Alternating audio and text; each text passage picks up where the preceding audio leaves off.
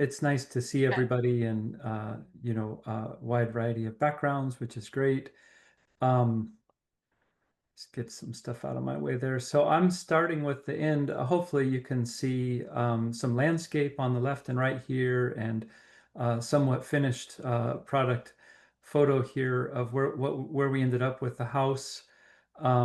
This is about a 1,300 square foot passive house, and it was through PHI. We have not completed yet, and I am not really ready to present on it, but I was asked to fill in, and so I've threw some things together here that I hope will be interesting and helpful. And I would ideally like to put more time into preparing for the presentation, but um, I'm behind, and so many clients are angry that they come first. Um, so I will kind of ramble through this. This is part of the site analysis for the initial design. And I'm just sharing this um, because I think it's very interesting how not only you have to observe what's going on the site, but it's your opportunity to be thinking more deeply about the site. I really like that about all designs for all buildings and houses, really. But I thought it was I definitely spent a little deeper moment with it, being forced to, even though I didn't enjoy a lot of what I had to do for the PHPP. I did gain something from it, and really the reason that we did this, whoops, as a passive house was to learn about the process, because it's our first one. I haven't been able to talk to or talk into any clients into doing this, and so it was experimental from our part, and it was experimental in many ways. Um, but I'm gonna be circling around a little bit back and forth here from where we started, where we ended up, and some things in between. We didn't know what to do for landscape, and by the end of the project, I think we broke ground in maybe 2022, mostly finished in 2023, and we'll be 95% complete for the next probably year, or 99 at some point. It's just a long, slow process for us for other reasons, and part of it is some very custom elements. But by the time we got to the landscaping, we had really fallen in love with Douglas Tallamay's work. We have these beautiful oaks on the back of the property that we saved. Um, and so I thought I would grab his book. It's such a smooth read, almost like Old Man and the Sea. It's really simple, and because we ended up doing all these native plants, we have become part of this homegrown national park that he touts in that book, which is, where I just finished having my snack sitting out in front of my office space here. There's a separate building for the office from the passive house, and the office here is 10 by 27, including the bathroom, shower, sauna that's accessed from the outside. And so it's tiny, but it uses far more energy than the house, which has been an interesting thing for me. On the passive house, I'm just going to our website because I have told the story about the foundation. It's under this image called Extra Passive House on the front. Oh, And Jesse, I just want to jump in. I don't think we're seeing the website. We're still seeing the blueprints that you were sharing. well, thank you. Um, I appreciate that. I see the green. When I pulled that off, it didn't go. Let me do that one more time. I have to stop sharing, I think, and then select something different. Yeah, the other window maybe. It should say, hmm. Okay, yeah, I'll just go to the other window. Good point. Thank you. I thought I could share the whole screen, and maybe I can't. So now you see the book I was thinking you were seeing before, right? Mhm. It looks good. Okay, and I had jumped over as I was rambling to Douglas Talladay's website, the Homegrown National Park, um, and just we got a lot out of that for designing our landscape. And then I went to our website, which is VousSoir Architecture, and we have this thumbnail here that says Extra Passive House. Um, and that is the place where we've told the story through the foundation of what we did here because it's an extraordinarily custom foundation. It's a foam-free slab on grade.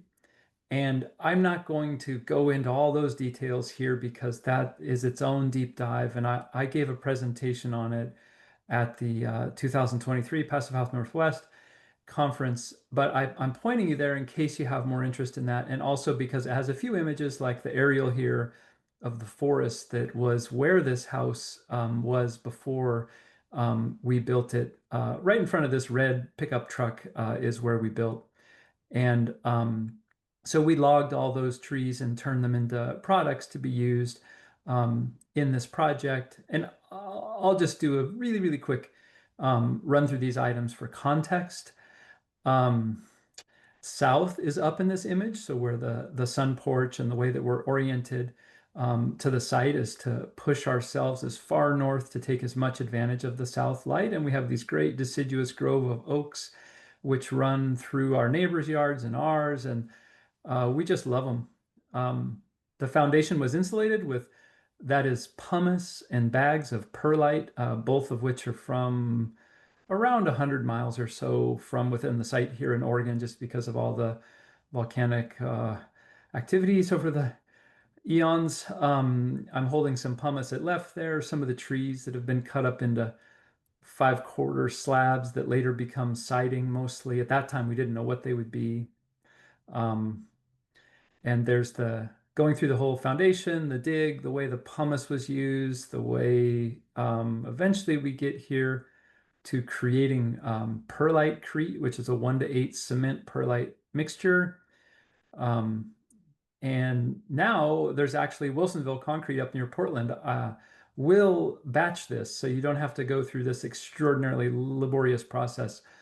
But in 2022 or whenever we did this, I couldn't find anyone to do it.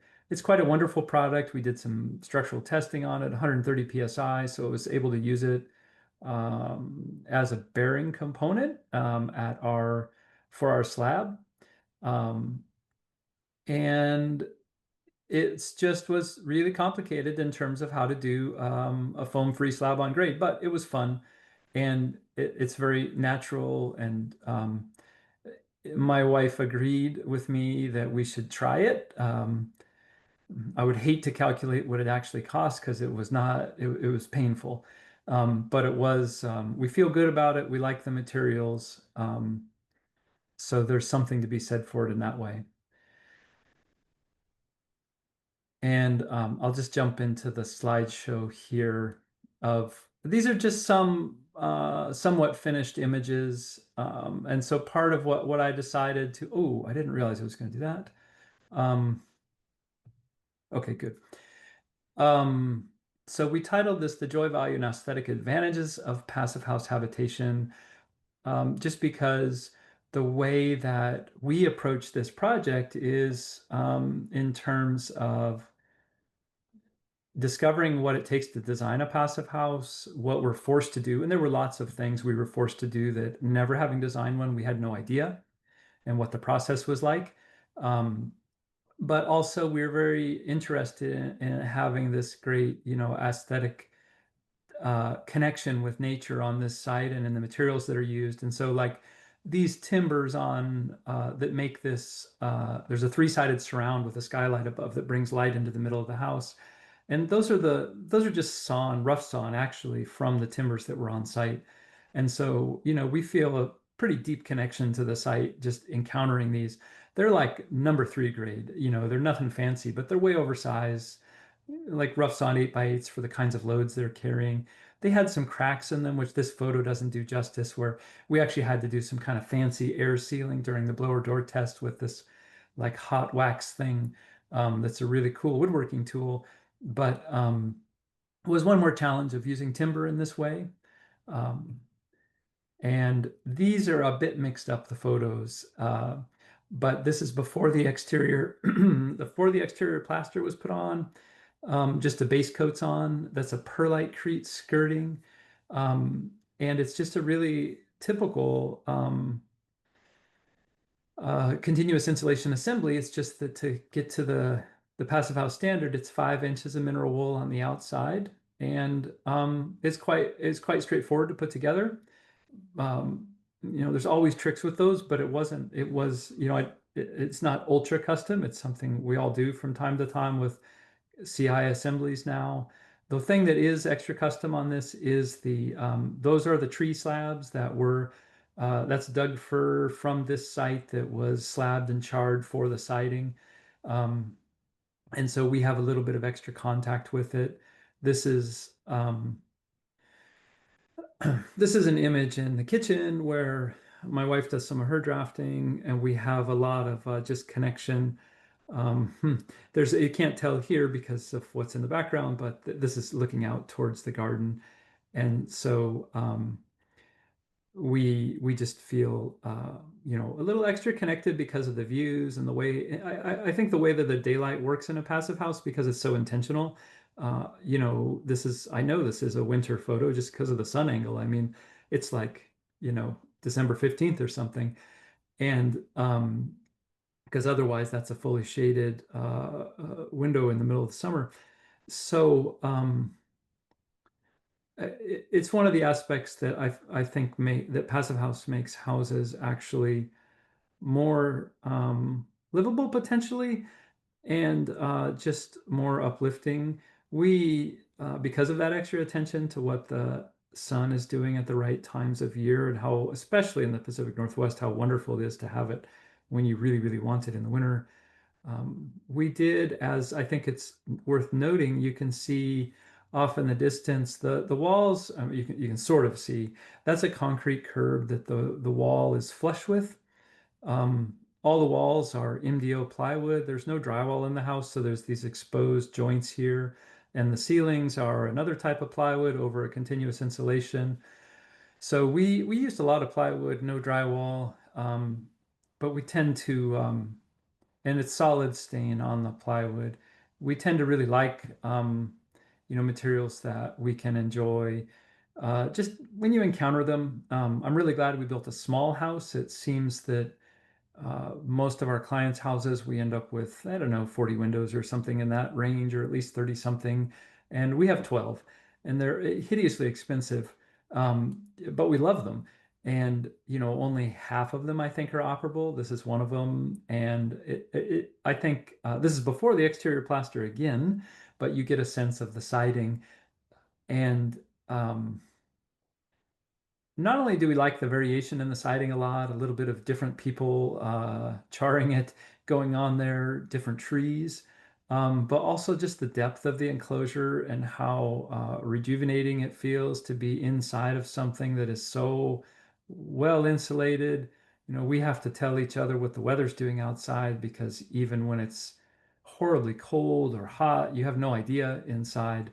And we open our windows a lot, so of course when your windows are open, but it has a wonderful sense of shelter, and we're getting all these mixes of nature and habitation are part of what we really like. And I was watching, a friend of mine sent me a Tanizaki video recently with Tadao Ando, who had made a comment on it about the spiritual richness of that kind of connection to nature.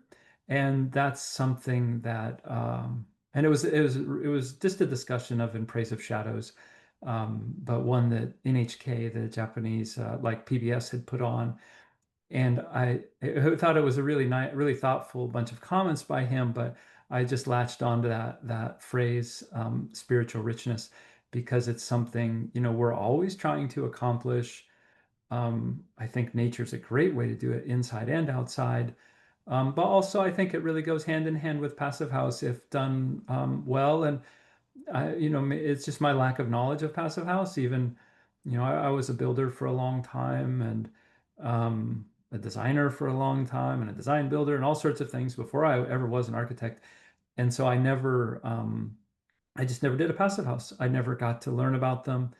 So I learned so much by building, designing, and yeah, I didn't do a lot of hands-on stuff here, but we were essentially managing it as the GC and coordinating it as much as possible. This is the model shop.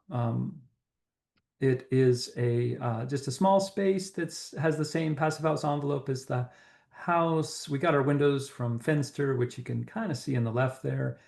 And it's where we build we tinker, build our architectural models and mock-ups. And I love having that space. I love having it be part of the Passive House envelope because um, it's comfortable. Summer, winter, I can go out there and play with something. And I had no idea how much I would use it being that comfortable. It makes me more productive on those things I need to get done as opposed to going out to some sort of cold or hot or otherwise, less comfortable space. This is looking at the front of the house. We don't have gutters yet, even to this day, but we're getting so close. Uh, it's one of the posts from the timbers, incense cedar fascia from the timbers on site siding, except for the charred redwood up above is from the site. It's salvaged redwood up above. Looking a little south on a wintry day here. I think it's maybe not so much a passive house thing, but it was fun to use these open jointed pavers, the permeable pavers, instead of a trench drain here, where the slope comes down towards the house. Perhaps a little, I would have felt it were a lot more risky on a client's project, but on my own, and it's worked great. There's never standing water there, at least yet. Um, so um, I guess another way to um, engage the site. We didn't do a lot with stormwater on this one. Wish we had of, but we're not collecting any yet. We took on so many other challenges. We decided not to take on all of them. We did design it, with solar PV in mind, and we do have a significant array now, which came along um, and makes us very net positive, which is really cool. Just having that orientation and the metal roof and the mechanical seamed and engineered for it. It was really easy to put it on. And then, of course, we had wired for an electric car. Now we've taken that plunge, and all those things were just made that much easier, having done some preparation for it. This shows a little bit how the wood ended up charring after the fascia didn't char as much as we wanted. We went a little deeper on the fur for the siding, and to this day, I really enjoy the variation in it. Each board, displaying its own character, which is far from perfect or clear or even barely number two in some cases in terms of a wood quality. Um, and some of our having the plywood backing inside the house was fun for us. Just being able to expose it and enjoy the joints and not have backs in the cabinets. Oh, this is one of the only model that's been built in the full model that's been built in the model shop so far. And here's the solar array. Unfinished sunroom, which I'm looking out at, is still unfinished. Um, but there's the solar array chugging away. This is, probably a March photo or somewhere around there in the way that the sun actually pushes through the deciduous oak when there's no leaves on it and hits the array nicely. And I love how the shape of the array allows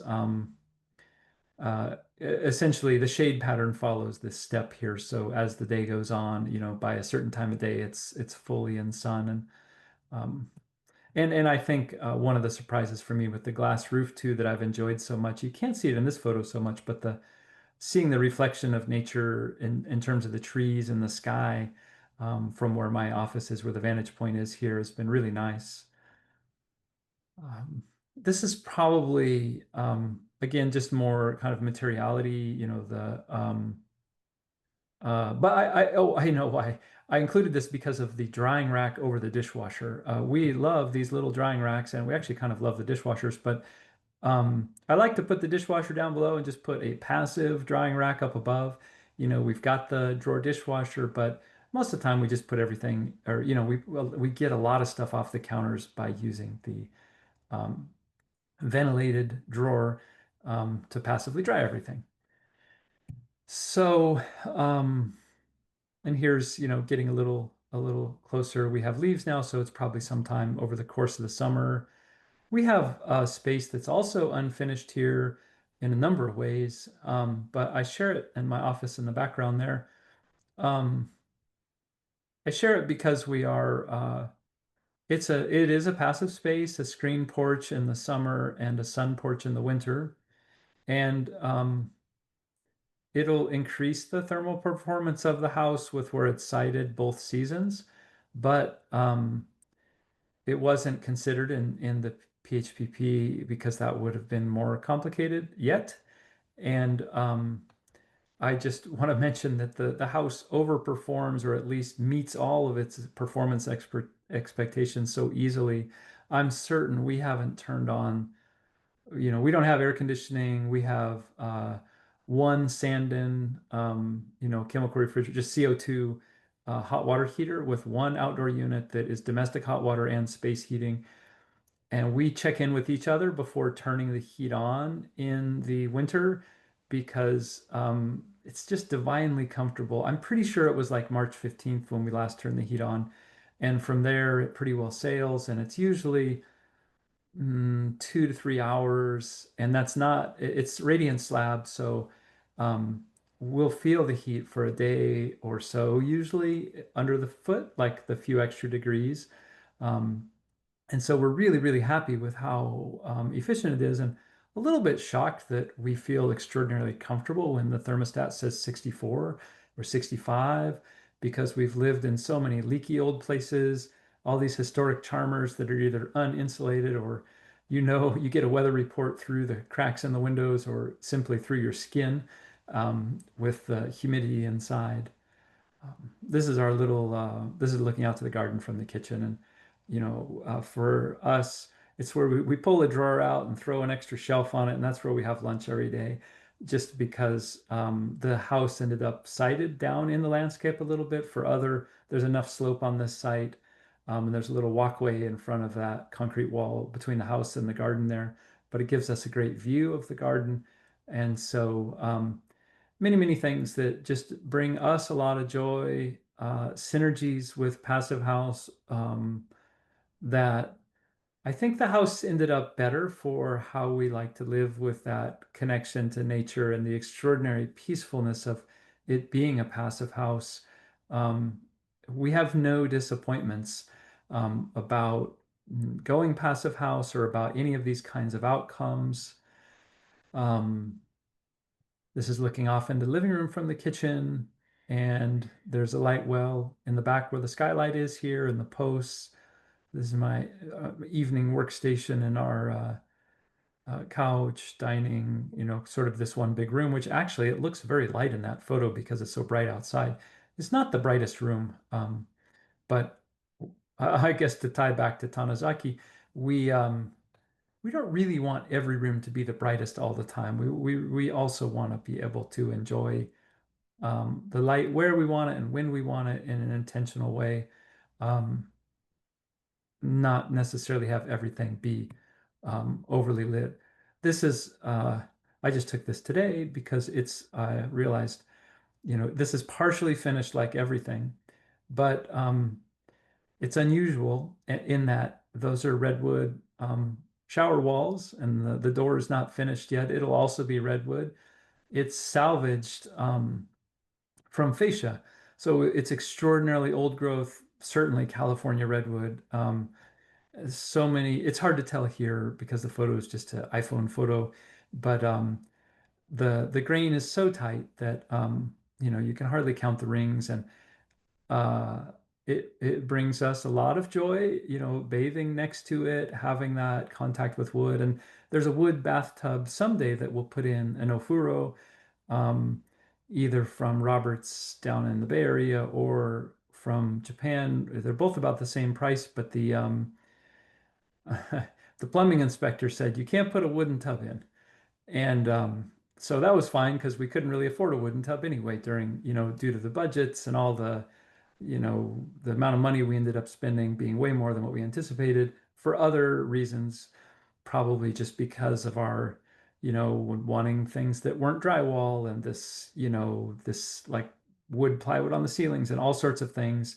Um, but he said you could put in any old clawfoot, even though they're not listed. They're not stamped with any approval for plumbing code. He said everybody knows it's a tub, so you can use it.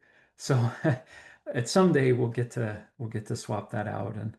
Um, and this is I just took this today of the light well because I knew I didn't have really any photos that sort of showed how that plywood worked. Um, and there's some nice dado or nice jointing and datums that come out of those lines that I didn't intend to do this, but it does appear to line up perfectly with the doors in this photo. And they do line up, but um, we're not totally crazy about lining everything up. It's just it was fun to play with. So, as I was putting this together, I was thinking a little bit about what a passive house means in 2026. Like, I remember even when we were doing, really, really environmentally friendly builds that had like an HRV in 2005 or something like that. And that was a big deal. Or, nobody was even really talking about air sealing. And I mean, now we're down to the point that everything's required by code except for the extra continuous insulation or getting away from the thermal bridging. And so I feel like the stretch to get to passive house is minimal, but nobody's doing it. Or I can't talk any clients into doing it, it seems, no matter how wealthy they are. And I plan to keep trying. I'm not giving up. And if we build anything more, it'll certainly be passive house. For us, it's just a great little guide to how to meet the minimum passive standard. Um, I feel like, we're susceptible to the Cascadia, subduction zone in terms of a big earthquake and could actually not have power for a long time if that happens or when it happens, who knows. But I do feel like there's this extra resiliency with passive house that's really potentially of great value someday. Um, but in the short term, it's of great value. I think also in the long term, I'm certainly in terms of energy bills, there's probably a bunch of payback that can be calculated. Um, I just have found a lot of synergies to where our intuition to do this has led us to something that's really fulfilling and meaningful for us. And next builds that we're doing, um, we certainly will make them passive house, and we're looking at we probably, it might be a while before we do slab on grade foam free with that, unless we can get the perlite to be batched. It would require a special client, but we are looking at doing some wood, some concrete free, houses with wood slabs or using piers instead of concrete foundations and other ways to get at more affordable ways to build passive houses.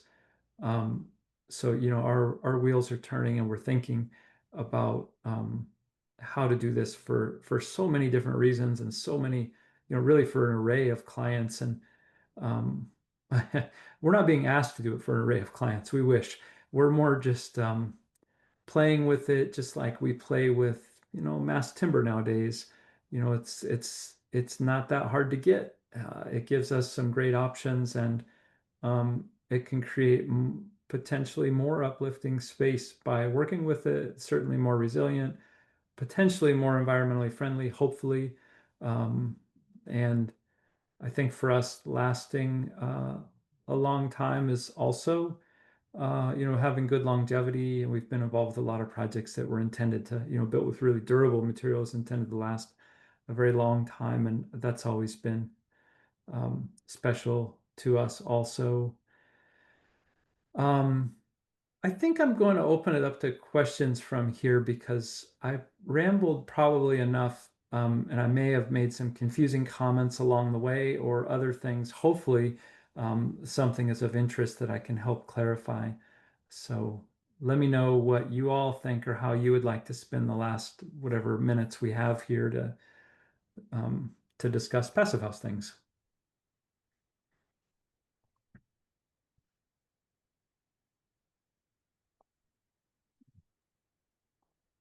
We're all just blown away by how gorgeous this project is. Thank you so much for sharing about it.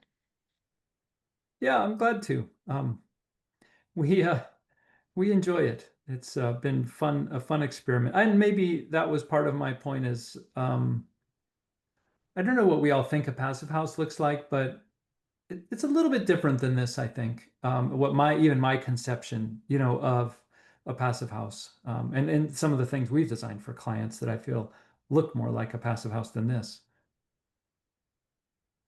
Yeah, so Brian in the chat wanted to learn more about the Japanese designer you were speaking about. Oh, Tadao Ando. Okay, that's who it is. Okay, I know who that is. Okay. Yeah, yeah, he's a starchitect. Yeah, So, I know. Okay. But you talked about a series of Japanese PBS show about him. oh yeah, I'll find it as we chat here and put it in the chat. A client of mine actually who is a descendant of Soseki, a famous Japanese writer. He uh, he sent me the link to it as we were talking about Tanizaki, and I watched it over the course of a few days. And I just enjoyed it because that In Praise of Shadows is something that lots of us read at different times. You know, my first introduction to that book was in architecture school, um, but I've read it again since, and it's interesting. I That's an think it, Ando book. this is the In Praise of Shadows is by Tanizaki. Um, Okay. And it's a good read, I mean, it's kind of radical literature in terms of what what his beliefs are, but I think like so many historical ways of living and building, it's really relevant, at least to consider. I mean, it's part of I mentioned that like in our office, the bathrooms not inside. And part of the reason is I didn't want any of us to, well, it just makes nicer space, I think, but also wanted each time that one of us uses the bathroom, we have to go outside. We have to go experience nature for a moment. And there's Homegrown National Park right in front of us, this little chunk of, native garden, some beautiful oak trees above. And that's the kind of thing I think where Tanizaki can be influential, making you think more about what humans deeply connect with potentially. Something I like to think about, although I don't know that I have many clients that really want to go there. I thoroughly enjoyed that presentation. I think he used the word joy like 73 times, and that Oh, was that means something. well, it's funny. I didn't mean to make so many Japan comments, but now that you say joy, uh,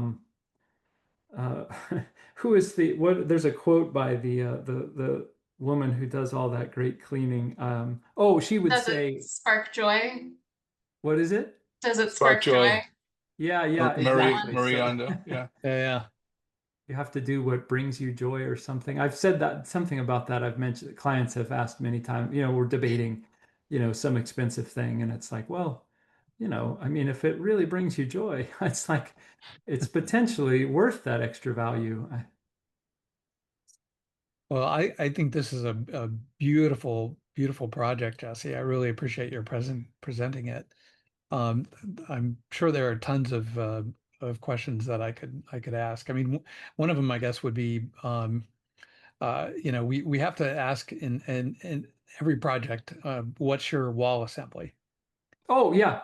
It's really typical, except so it's R23 mineral wool in the walls with 5 inches of mineral wool on the outside. Except in this case, I didn't, we have 5/8 CDX inside and out. And I did the 5/8 CDX inside because I didn't really trust air sealing on top of just the studs. I was afraid with all my penetrations later and not having drywall.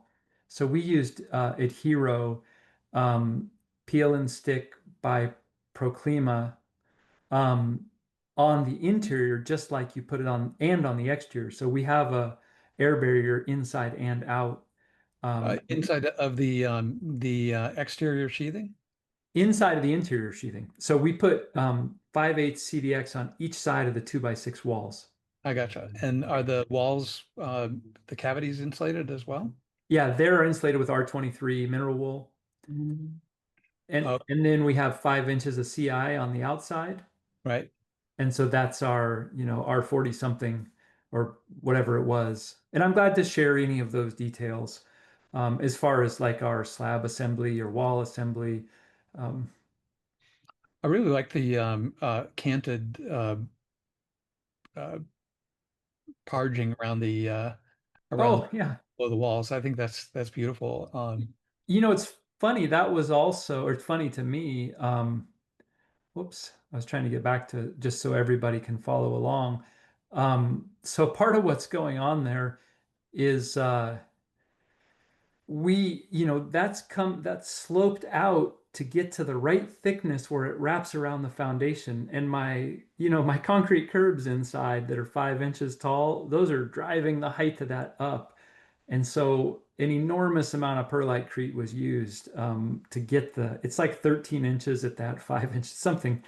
It's very deep.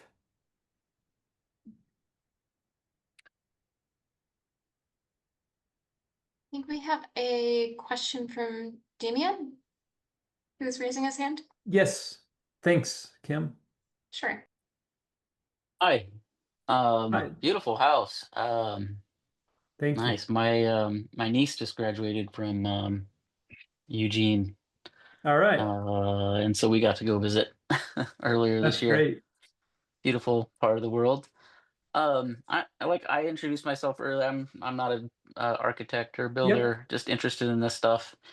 Um, I noticed that and anybody could answer this question, but the windows and doors, you have a choice of making them flush with the interior of the house or the exterior of the house.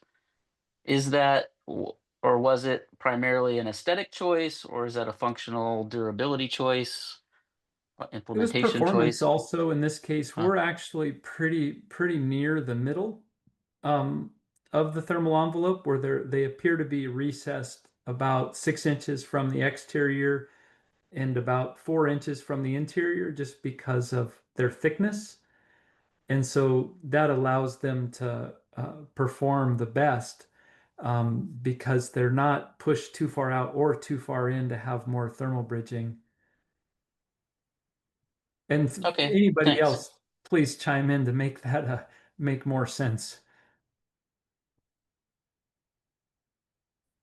I think yeah, they do look a little more flat, but like here, you can see it's about, I guess it's only about 3 inches to the inside face of the frame, but the frame is another 3.5 inches thick, so it's about 6.5 to the outside because these are all cork filled. But the intent was to put the glass about in the middle, or put towards the middle at least of the assembly. And these are tilt turn windows, so they open to the inside. So we're actually paying a little bit of a penalty for putting them towards the interior of the assembly because they can only open just past 90 degrees when they open horizontally. You can see one towards the back of the shop is tilted in. For us, that's a secure way to do our night flush. Just have them all the operable ones tilted in overnight because What they what can't. what's the brand? Out of These are curiosity. Fenster, Fenstur in the left corner, Mm. which my German friend told me is a great play on words between windows and doors. Because Oh, fenetra, like French Fenster, is probably for window, and I can't remember how he put it with the door, but I forget the German word, but he said that was he got a kick out of that. It's a company up in BC who, well, they were wonderful to work with, relatively local for the Pacific Northwest. They are right on the southeast corner of Vancouver Island, I believe, hmm, near Salt nice. Spring, but not on it. I had just one more comment or thought, Yeah. as funny as it might be, but I've never seen we do a lot of dishes and dry them, and I love the dryer drawer Oh, that cool. you made. Well, That's cool. And one yeah, one thank idea you. I've had is, as I learn about these, making your enclosure tight and doing mechanical ventilation, people are talking about installing makeup air systems for like your Oh, oven hood, your range yeah. vent and bathroom stuff. I wonder if you could actually funnel the new air in through the drawer and can dry your dishes even more that way or You something. But anyway, I probably thought that was could. really cool. You probably could, but honestly, that little bit of airflow, and we've done it a couple different ways on a couple projects now, but just a little stainless or galvanized rack, a towel, and that little bit of airflow, and they dry wonderfully. But to your point on the hood, this is a Venta hood, the brand, which ironically doesn't vent to the exterior. It has a charcoal filter on the inside. And we experimented extensively. I mean, the downside is I think they're $2,500 or something, not cheap. But they're really great parts. They're really serviceable. Kind of like old institutional grade. Um, something like that would be put in a school in the 1950s. It's like all the parts are so solid that they're going to last forever.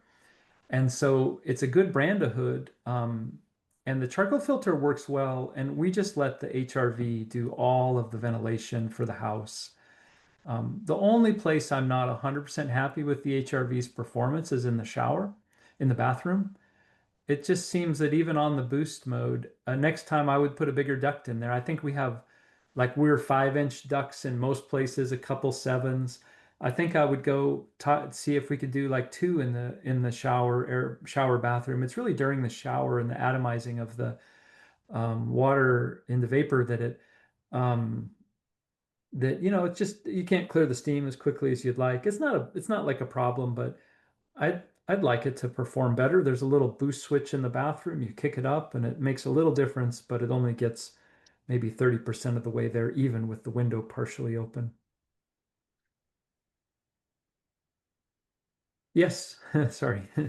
Rob. I was just going to add that uh, one of my colleagues here in Seattle was Dan Morris, who designed the ventilation system for the Manned Orbital Space Lab. And he taught me that the um, humidity from a shower distributes itself in the house pretty quickly. Yeah, That it dissipates through the whole house. sure. So theoretically, if your HRV is operating that, you know, if it doesn't extract it directly from the bathroom, at least it's extracting it, from the house in general.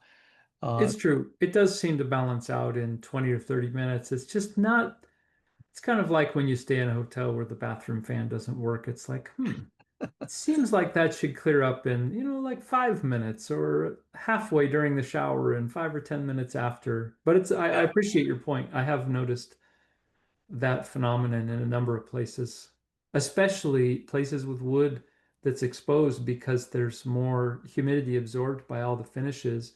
oh, We don't interesting. have all of our wood is sealed with a penetrating oil, the floors. We don't really have any non-absorbent finishes.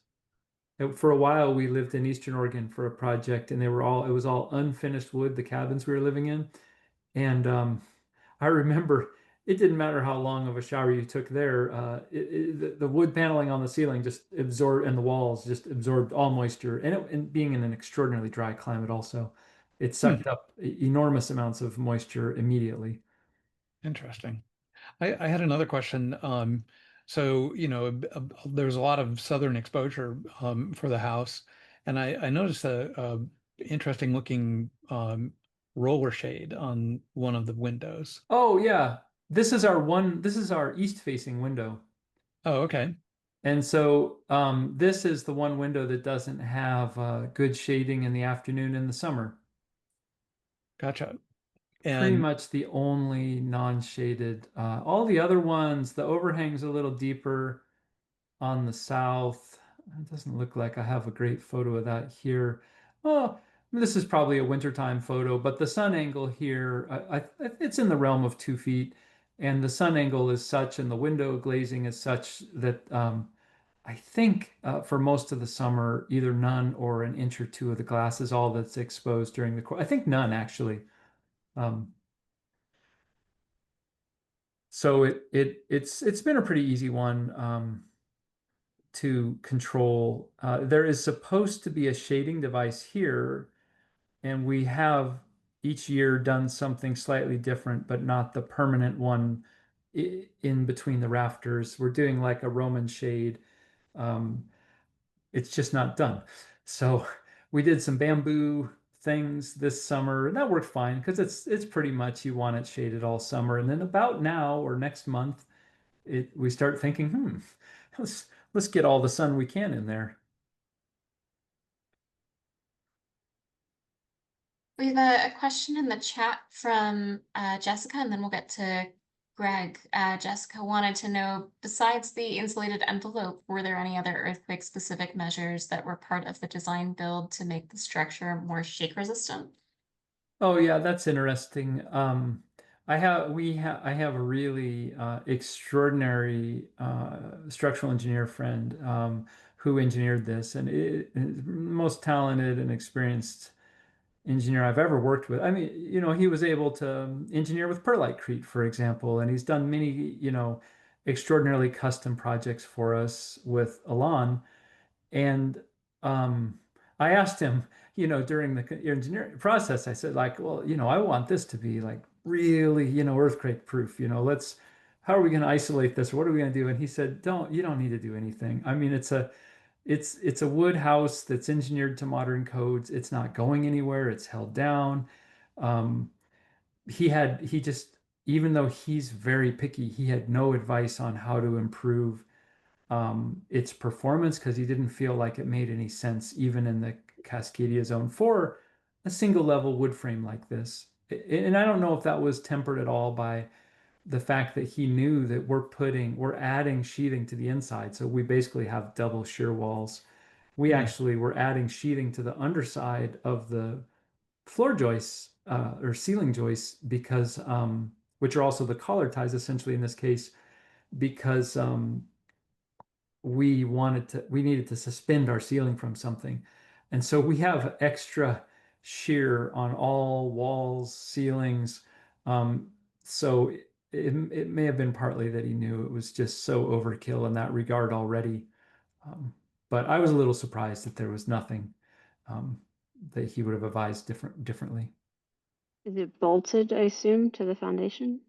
Oh yeah, just by modern codes, it's got, a handful of hold downs.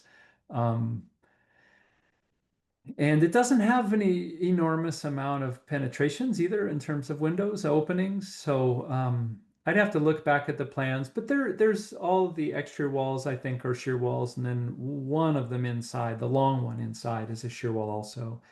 And we even have a lot of plywood on the shear wall that separates the shop, which is a little like a single car garage inside. Actually, originally, this is next to my mom's house, and I designed it for her originally, and we bought the property with a permit, and we're a little lazy to redesign it, but we turned it into a passive house. And so there were all these little changes, but not big changes. But that extra shear wall between what is now the model shop and the house is also sheathed on both sides. So I do believe it's probably an extraordinarily rigid and resilient structure, but also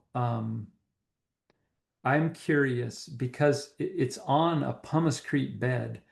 And the curious thing I'm sorry, it's on a perlite bed, the primary foundation or the primary structure. Um, all the all even the perlitecrete foundation elements all sit on compacted pumice. And there's a geotechnical engineer who works in Eastern Oregon, like in the Bend, Oregon area, and they advised us on compacting the pumice, using a lot of water and a big plate, diesel plate compactor. And we did all those things.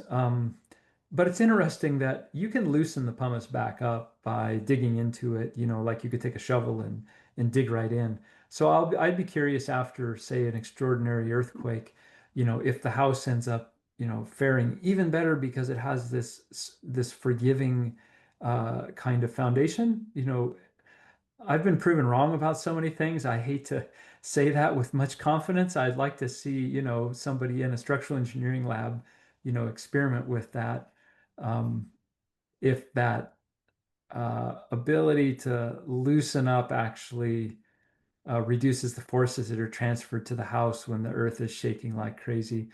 I have a feeling it does, but Did you guys get any earthquake insurance? oh no, definitely not. But Okay. I guess we're a little bit more in the overbuild, underinsured camp. We are insured well because I would hate to not be able to hire someone to rebuild it, but we didn't get any above and beyond insurance like that. And I'd have to look at our insurance to what extent the earthquake damage is excluded. I know it's typically a separate policy, but not everybody has it. I hear you. Yeah, I would bet we don't have it then. Yeah. Okay, thank you. Yeah, we certainly don't have a separate policy. So I have another question. yeah, Rob. Can we give it to Greg? Greg's been waiting Oh, for a Oh little sorry. yeah, bit. sorry. Thank you, Kim. I'll go after Rob's question because it relates directly to the question of the perlite. He was asking about whether it acts like gravel, and so go ahead, Rob. Oh, yeah. Well, that's my question, I guess. Is there did you use the perlite instead of gravel? Like in the same way that gravel would be used as kind of combination in insulation and draining layer? Oh, yeah, we did not. The perlite is such a different beast than gravel. For us, the pumice was used more like gravel. Of course, in Oregon, we don't have gravel anywhere within 3,000 miles, but we've got a lot of pumice. And um, it's not, I think the R value, what is the R value of the gravel? It's a little higher than pumice, I think. It's not much. Yeah, it's very low for pumice. Like we had to use a lot of it. I can't remember. It's on that website link though. And I think I might have even put oh, I didn't put the drawing here on the website link, but I have that handy. Let's see if I can, oops, sorry about that. Somewhere here we'll have an image of the excavation. Okay, so there is pumice going in right after the pad has been cut with footings all around. And so the perlite's going to sit on top of this crushed rock because it provides a thermal break. It looks like 16 inches deep is where we landed with the pumice. And I think that got us, I can grab the drawing real quick if you all would find that helpful. But I think that got us like an R10 or something, or R12, it wasn't a lot. And it's a lot, those 2 truckloads worth of pumice just for this little house. So it was a truck and pup. Plus, I think we had to buy more by the time we were done. I'll let you lead the way on whose questions, Kim, just so I don't call on people out of order. I see your hand there, Greg. Yeah, Greg, did that answer your question? Oh yeah, that was Rob's question, but I had that same question actually. No, I was just going to follow up and say that it's a lovely project, and it feels very, very personal. It just feels the detailing is just very intimate and lovely. So thank you very much for your presentation. Oh, thanks for the comment, Greg. I appreciate that. Yeah. I have any number of questions that I could follow up on, but I just wanted to, one question was just your radiance. You said you had a radiant floor, and what is feeding the radiant floor? Oh, we use the Sandin, the Sanco CO2 heat pump. So it's like a little suitcase unit outside, and we have an 83-gallon tank hot water heater inside. Mhm. And so we have to monitor that a little bit. There's a little electric backup heater, like a 60 amp, that we can run. I turn it off actually and just let it sail with only using the outdoor unit. But it's like those are like 5,000 BTU, 5,000 BTU. They're small outdoor units, I forget the exact whether it's 5 or 15, but they're tiny. Um, but it does enough. It certainly does enough for domestic hot water. And we get by with it just fine for the space heat, even without the backup on. But we have to watch the water temp before showers if we're running the space heat. But we run the space heat so little that it's not a problem. Well, actually, our routine is to turn the space heat on the days we want it. We'll turn it on for a couple hours in the morning. and then we kind of enjoy it all day. So usually the hot water's there in the evening, just using the heat pump. I think it's 45-minute recovery time for the 83 gallons using the heat pump, so it's not real long. It's just the heat pump, it has a really broad range. I think the set point out of the box, and I've talked to Sandon about this, and I bought like a $20 jumper to fix it, but I think it runs the water up to like 135 or something crazy hot, 140 up to really hot, but its kick in is really low, like 95 or something. And so if you know, there's a thing you can put with a dry contact to just tell the a switch basically to say, okay, kick it back up to the high point. And we are wiring something in for that so that we don't have to like use hot water to get it to get down to the point to kick back on. Mm. But that could be a difficult thing to manage for clients depending on who they are. Not having the automatic. And if I let the electric just run, um, just the little electric on demand, that's like a Stibel Eltron, from Home Depot for $600, just a little electric box that's good for like a 1.5 or 2 bathrooms or something. If I just let that turn on, it manages it fine. But in terms of having fun with not using higher efficiency, forms of electricity, I like to leave it off. Now that we have the solar, it may not matter so much. We are using so little electricity. It's pretty remarkable. And we have really enjoy that actually. We didn't So this, intend to be producing so much more electricity than we're using. I think there was a calc missed when the solar was done, but the whole idea was to produce as much electricity as possible anyway. And um, we we're, we feel good about that. so the Sanko hot water heater is providing all the heat, the space heating through your radiant system in the floor. Is that correct? Yeah, the single tank, single outdoor unit. We've done for clients 2 outdoor units on that tank, and for commercial buildings, 2 outdoor units. And I just love those Sandon systems. And there's another book called After Cooling that I think it's called After Cooling that was takes a really deep dive, and also really well written on chemical refrigerants. And I guess I'm sort of an extremist in terms of I just think life can be better without some of these things. I think I'm still sharing, and that's the book right there, Eric Dean Wilson, After Cooling. Um, That's he cool. take I'm seeing the share right now. Oh, sorry, I must not be. It's a tank of refrigerant. It says After Cooling. Eric Dean Wilson is the author. Sorry, I had a few photos I was flipping through during questions there. I did not realize I wasn't sharing, or I just forgot. Um,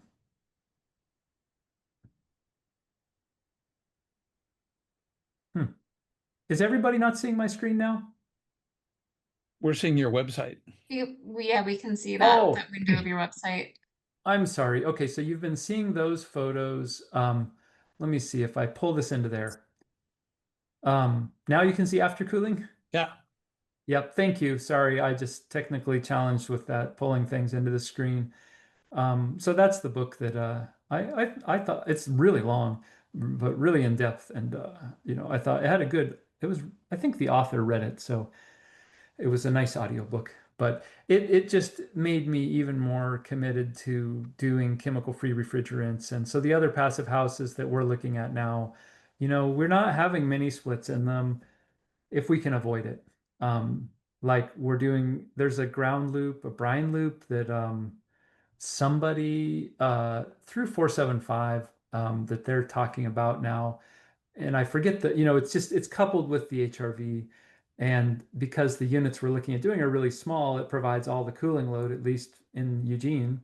Um, and I just sort of laughing because I feel like once people get a mini split, it's like 68 degrees all year long. And this little thing runs all the time outside, makes a little bit of noise pollution, and uses a lot of energy in the end because places that never needed air conditioned are now air conditioned. So I don't think that necessarily leads to a higher quality life for the people who are putting them in.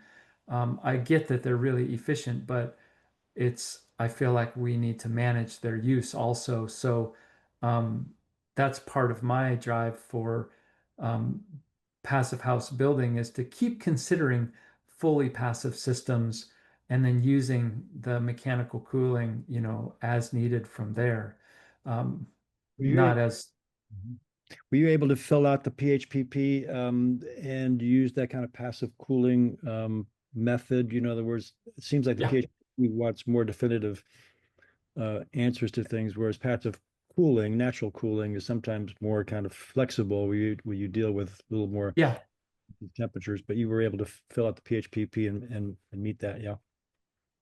yeah. We had no problem on the cooling side with passive cooling here. And the PHPP did not recognize certain things like our skylight is operable. I don't think I have any images of here. I'll find one in a moment. There's a big skylight on the roof in that light shaft. And so when that sky, it's a quadruple glazed Facro skylight. It's the only skylight in the house, and the well has to be super insulated. But when that skylight gets open, there's an incredible draft induced from all of the lower windows. Now we can't find the remote for the skylight. It's in the attic somewhere. And so, when we haven't wired up the skylight, but the house is just divine all summer long, even without it. I can't wait to find it and wire it up. And it's like a little low voltage wire. It's no big deal. It's just, life's chaotic and it hasn't happened. Um, but I remember some of the carpenters when we were building it, that skylight would be open and they were just like amazed. They're in this wind tunnel. And so it's like the sun porch. It was unconsidered, but it will be of significant benefit to the performance when it's complete as a buffer zone, as increasing ventilation, all these things that are, I think, just so much fun to live with.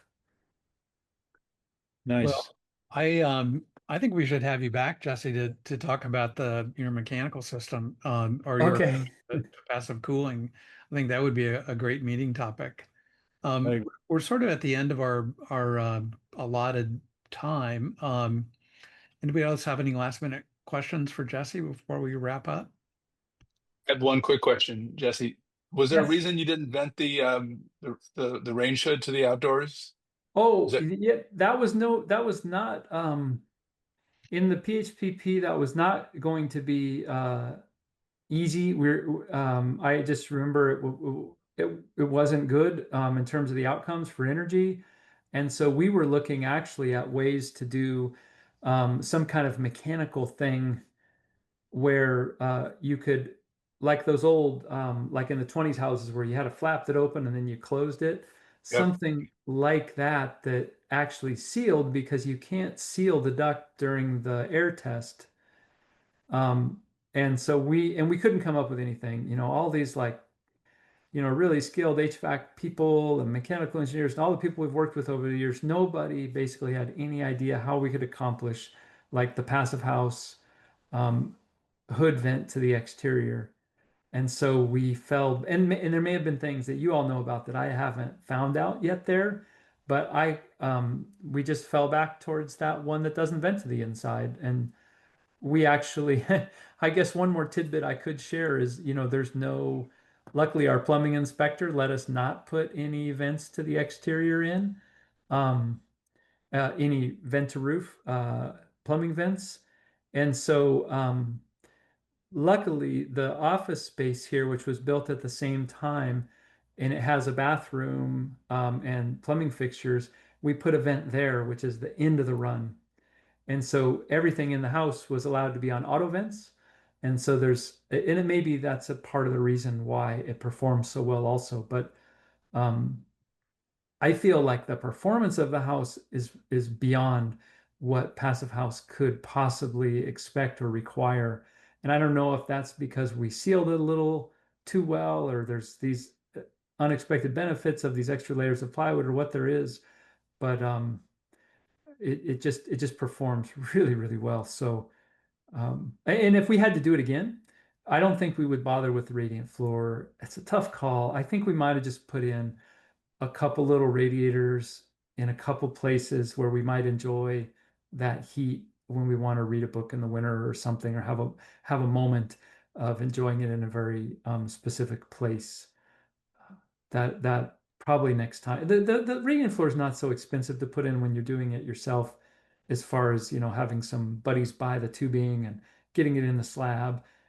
And I love hydronics, but I do think next time we'll be seriously thinking about just put a couple little radiators in, use like in Europe, with like mostly like gas on demand heaters, but you've got these radiators on the walls and you just turn them on. You use them sparingly because the gas is so expensive, but it's also lovely heat because it's hydronic and radiant. And so that's one of the lessons here.